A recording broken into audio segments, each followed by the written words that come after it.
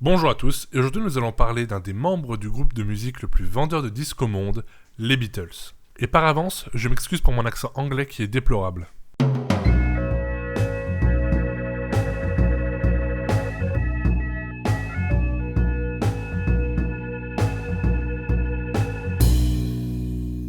Le 9 octobre 1940 naît à Liverpool John Winston Lennon, fils de Fred et Julia Lennon. Il sera élevé par sa tante car son père va quitter le foyer dès sa jeune enfance et sa mère n'est pas capable d'assurer son éducation. Élève cancre et bagarreur, il fait ses études à la Quarry Bank High School, puis aux Beaux-Arts, faisant preuve d'un certain talent pour le dessin et la littérature. Adolescent, il se met à la guitare et fonde son premier groupe, les Quarrymen, en rapport avec le nom de son école. En 1957, il rencontrera Paul McCartney et l'intègre dans le groupe. L'année suivante, Paul introduira George Harrison et John Stuart Sutcliffe, son meilleur ami. Et en 1960, le batteur Pete Best se joint à eux. John les renommera les Beatles et leur popularité va augmenter en jouant au Cavern Club à Liverpool. 2 ans plus tard, il décrochera un contrat avec Parlophone, filiale de EMI, avec le producteur George Martin. Ce contrat pousse Pete Best à être évincé au profit de Ringo Starr. John Lennon atteint son objectif, devenir célèbre. Parlophone, qui est un label fondé en Allemagne en 1896 et va être un label local pendant pas mal d'années. Et au fil de la première moitié du XXe siècle, il va s'étendre à l'Angleterre. Ils seront sous la possession de EMI, qui est une grosse maison d'édition américaine, et en 1955, George Martin prend la direction de ce label après 5 ans d'ancienneté. 7 ans plus tard, avec les Beatles, le label va connaître ses plus belles années. Années qui dureront que 3 ans avant que George Martin devienne producteur autonome, et 2 ans après, le groupe phare s'en va pour créer Apple. Non, pas celui-là. L'Apple Records, qui est leur propre label et qui reste sous la direction d'EMI.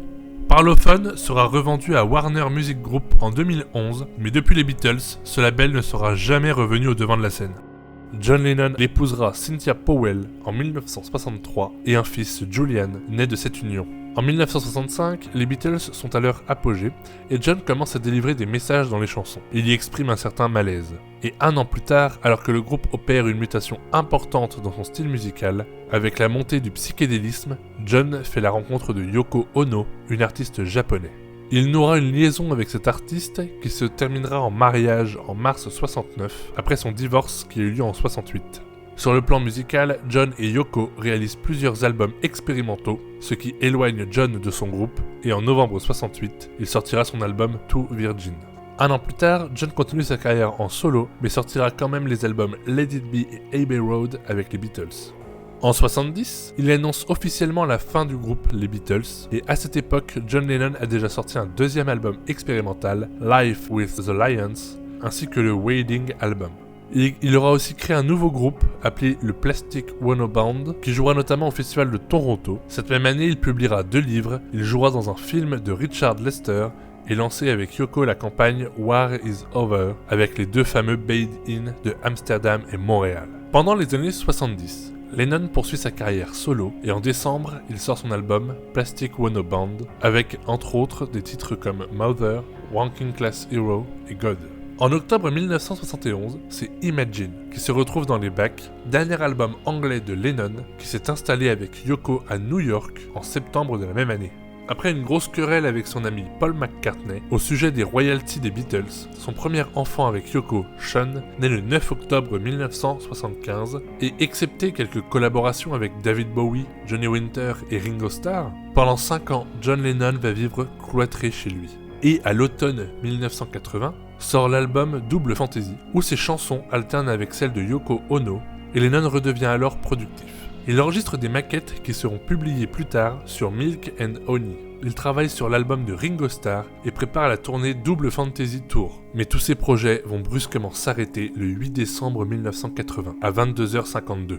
Il est assassiné devant l'entrée du Dakota Building où il habitait à New York. 4 balles d'un calibre 38 tirées par Mark David Chapman. Cet assassinat va choquer le grand public de par sa violence et la rareté de l'acte. John restera comme l'un des plus grands artistes du XXe siècle et un des membres des Beatles qui est le seul groupe à avoir vendu plus d'1 milliard d'albums. Seuls 2 chanteurs solos ont réussi aussi cet exploit, dont Elvis qui est le sujet de la première vidéo de la chaîne. Aujourd'hui, on peut retrouver son parcours musical ou au moins une bonne partie en visitant le musée des Beatles à Liverpool, musée qui d'expérience, je vous le dis, est très intéressant.